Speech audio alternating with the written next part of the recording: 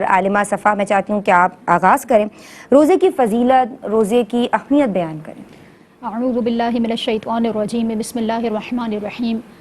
روزہ جو کہ اسلام کا ایک بنیادی رکن بھی ہے اور اللہ تبارک و تعالیٰ کی بارگاہ میں اس عبادت کی بڑی اہمیت اور فضیلت ہے۔ ہم دیکھتے ہیں کہ نماز کے حوالے سے جس طرح ہمیں ملتا ہے کہ نماز انسان کی ایک مسلمان کے خوف اور خشیت کو ظاہر کرتی ہے،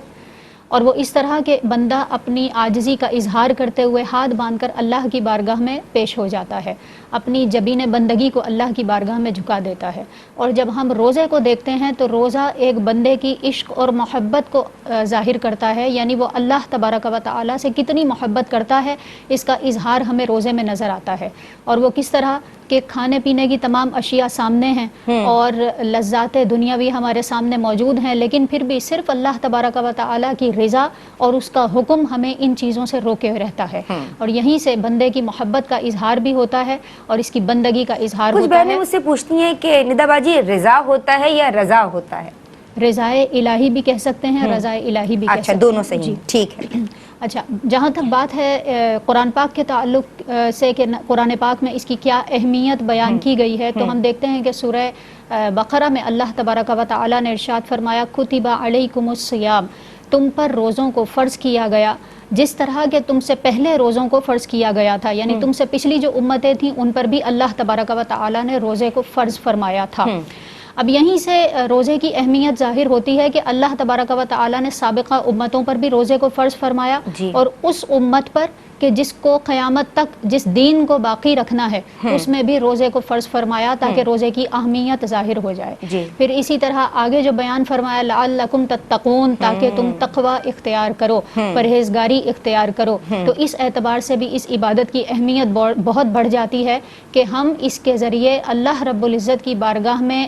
جو ہے وہ مقبول بارگاہ بھی ہوتے ہیں، اور اس کے ذریعے سے ہمیں تقوی کا حصول بھی ہوتا ہے۔ پھر ہم اگر احادیث کا مطالعہ کریں تو معلوم ہوتا ہے کہ نبی کریم صلی اللہ علیہ وآلہ وسلم نے بکثرت روزہ رکھنے کے فضائل بیان فرمائے ہیں، جیسا کہ ایک روایت میں آتا ہے کہ نبی کریم صلی اللہ علیہ وآلہ وسلم نے فرمایا جو شخص ایمان کی وجہ سے اور ثواب کے حصول کے لیے روزہ رکھتا ہے اللہ تبارک و تعالی اس کی بخشش فرما دیتا ہے۔ پھر اسی طرح ایک مقام پر فرمایا کہ دیگر اعمال جو ثواب کے اعمال ہیں اللہ تبارک و تعالی ان پر 10 سے لے کر 700 گناہ تک اجر عطا فرماتا ہے، لیکن فرمایا کہ اللہ فرماتا ہے کہ روزہ میرے لیے ہے اور اس کا اجر میں ہی دوں گا۔ اب آپ دیکھیں جو 10 سے 700 گناہ تک اجر بیان فرمایا گیا وہ بھی اللہ ہی عطا فرما رہا ہے، لیکن پھر آگے جو یہ بات بیان فرمائی گئی کہ روزہ فقط میرے لیے ہے اور میں ہی اس کا اجر دینے والا ہوں، یہاں سے یہ بات ظاہر ہوتی ہے کہ اللہ تبارک و تعالی نے روزے کے لیے جو اجر عطا فرمانا ہے اس کی کوئی لیمیٹیشنز بیان نہیں فرمائی، جتنا چاہے وہ اپنی شان کے مطابق اجر عطا فرما سکتا ہے۔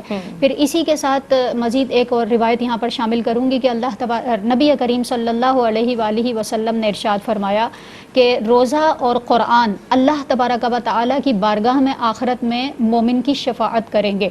اور وہ اس طرح کہ روزہ یہ کہے گا کہ اے اللہ تبارک و تعالی میں نے دن میں اس بندے کو کھانے پینے سے روکے رکھا، لہٰذا میری شفاعت اس کے حق میں قبول فرما، اور قرآن یہ کہے گا کہ میں نے رات میں اس کو بستر سے سونے سے دور رکھا، لہٰذا اس کے حق میں میری شفاعت قبول فرما۔ نبی کریم صلی اللہ علیہ وآلہ وسلم نے فرمایا کہ اللہ تبارک و تعالی ان دونوں عبادات کی شفاعت اپنی بارگاہ میں قبول فرمائے گا۔ سبحان اللہ۔ اب چونکہ اتنے زیادہ کثرت سے فضائل بیان ہوئے ہیں اور شفاعت کا یہاں پر مجدہ بھی سنایا گیا ہے، تو اب ہماری ذمہ داری یہ ہے کہ ہم روزے کے مقاصد کو سمجھیں، ٹھیک ہے، اور روزے کی قدر یعنی رمضان کی اور روزے کی قدر کریں، اور اس کے تقاضوں کو اور اس کی جو ہے وہ مقاصد کو سمجھتے ہوئے روزہ رکھیں۔ اور جب ہم اس کے مقاصد کو سمجھتے ہوئے روزہ رکھیں گے تو یقیناً سب سے پہلا مقصد یہ ہے کہ تقوی کا حصول ہو، اور تقوی اسی وقت حاصل ہو سکتا ہے جب ہم صحیح طور پر عبادت کو بجا لائیں۔ لہٰذا رمضان سے پہلے جس طرح ہم دیگر چیزوں کی تیاری کرتے ہیں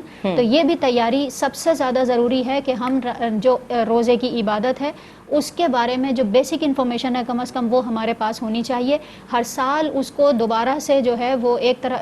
مرتبہ دوبارہ نئے سرے سے مطالعہ کر لینا چاہیے تاکہ کسی قسم کی غلطی نہ ہو اور صحیح طور پر ہم روزہ رکھنے کی برکتیں حاصل کر سکیں۔